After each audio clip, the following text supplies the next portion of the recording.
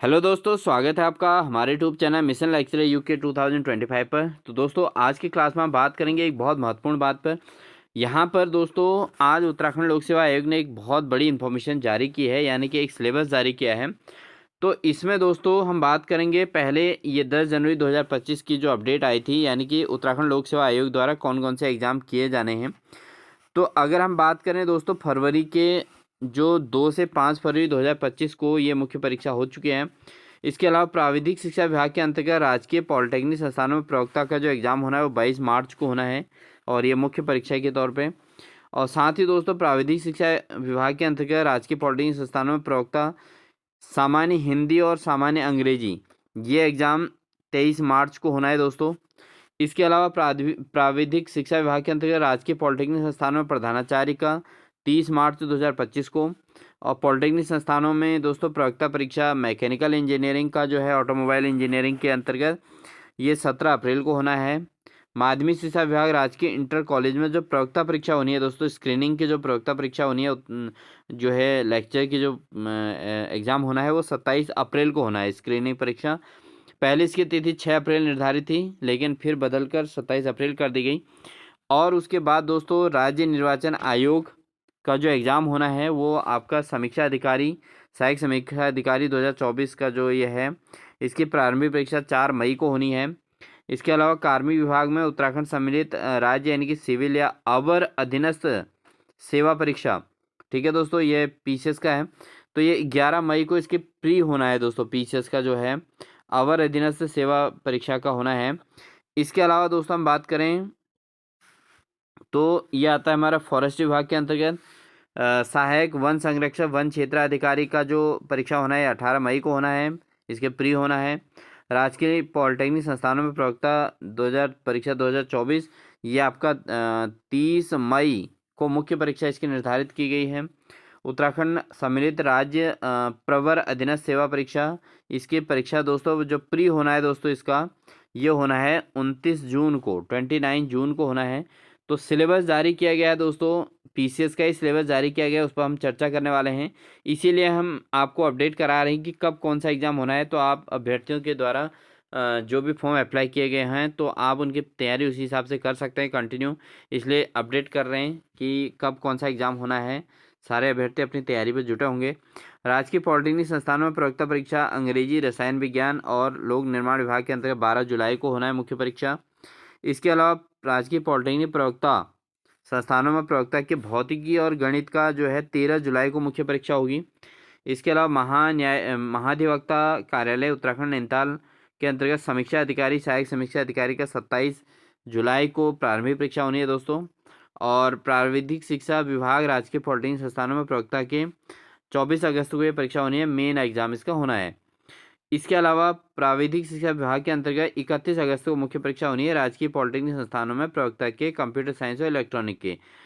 ठीक है, तो दोस्तों ये अपडेट काफ़ी ये जनवरी में आ गई थी कि कब होना है कौन सा एग्ज़ाम। तो इन्होंने 31 अगस्त तक का यहाँ पर अपडेट दिया था कि 31 अगस्त तक कौन सी डेट में कौन सा एग्ज़ाम होगा।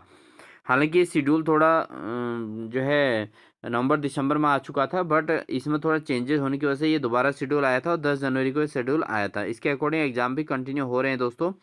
अब बात करते हैं कि जो पीसीएस का सिलेबस आया है उस पर हम चर्चा करेंगे दोस्तों। तो दोस्तों यहाँ पर उत्तराखंड सबऑर्डिनेट जो combined state civil upper subordinate service examination amended syllabus यहाँ पर जारी किया गया 25 फरवरी को। तो ये जो पहले जो सिलेबस था दोस्तों, इसमें थोड़ा बहुत चेंजेस हुए हैं। तो क्या नया सिलेबस में आया है इसमें हम बात करेंगे। और साथ ही दोस्तों, हमने अपने इस क्लास में चर्चा की कि कब कौन कौन सा एग्ज़ाम होने हैं, तो उसको आप ज़रूर वॉच कर लीजिएगा और उसके अकॉर्डिंग हमने तैयारी ज़रूर कीजिएगा। तो दोस्तों यहाँ पर जो है उत्तराखंड सम्मिलित राज्य प्रवर अधीनस्थ सेवा परीक्षा 2024 हेतु परीक्षा योजना। तो पहले प्रारंभिक परीक्षा और फिर मुख्य परीक्षा और फिर साक्षात्कार, ये इसका तरीका होता है इसमें पीसीएस के लिए। तो यहाँ पर प्रश्न पत्र सामान्य अध्ययन के अंतर्गत 150 अंक का जो प्री एग्ज़ाम है 2 घंटे का होगा, और उसके अलावा द्वितीय प्रश्न पत्र जो है सामान्य बुद्धिमत्ता परीक्षा होगी और ये भी 2 घंटे का होगा। तो टोटल 300 मार्क्स का होगा और 4 घंटे का एग्ज़ाम यहाँ पर होता है दोस्तों। ठीक है। उसके अलावा जो इसके मेन एग्ज़ाम है दोस्तों, उसके लिए सिलेबस जो दिया गया है इसमें थोड़ा चेंजेस किए गए हैं दोस्तों। आप देख सकते हैं यहाँ पर सामान्य हिंदी 3 घंटे का 150 पूर्णांक रहेगा। निबंध जो है 3 घंटे का। सामान्य अध्ययन फिर से 3 घंटे का। उसके अलावा सामान्य अध्ययन सेकंड यानी कि शासन व्यवस्था, संविधान, शासन प्रणाली, सामाजिक न्याय, अंतर्राष्ट्रीय संबंध, ये 3 घंटे का एग्जाम होगा। इसके अलावा प्रौद्योगिकी, आर्थिक विकास, जैव विविधता, इससे 3 घंटे का ये भी एग्जाम होगा 200 मार्क्स का। सामान्य अध्ययन का 3 घंटे का 200 मार्क्स। सामान्य अध्ययन 3 घंटे का 200 मार्क्स का होगा। और ये भी उत्तराखंड की जानकारी, इसके अंतर्गत जो है उत्तराखंड की जानकारी से संबंधित 2 पेपर होंगे। तो लिखित परीक्षा का कुल योग होगा दोस्तों 1500 का, ठीक है।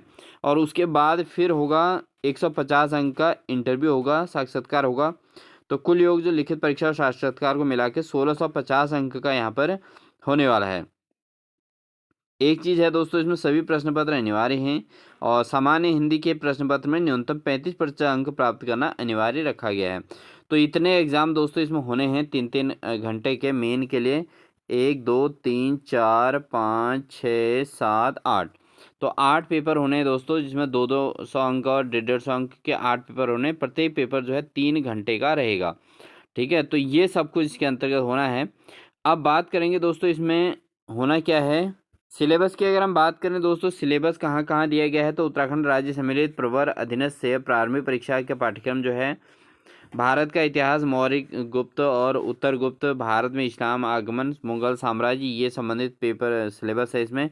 ये तो प्री की बात है दोस्तों। भारत का वायसराय, यूरोपियों का आगमन, मुगल साम्राज्य, इसके अलावा भारतीय राष्ट्रीय कांग्रेस, प्रथम विश्व युद्ध से संबंधित, अंतर्राष्ट्रीय आंदोलन, भारत सरकार अधिनियम, उत्तराखंड का इतिहास, तो ये सब कुछ इसके अंतर्गत होगा।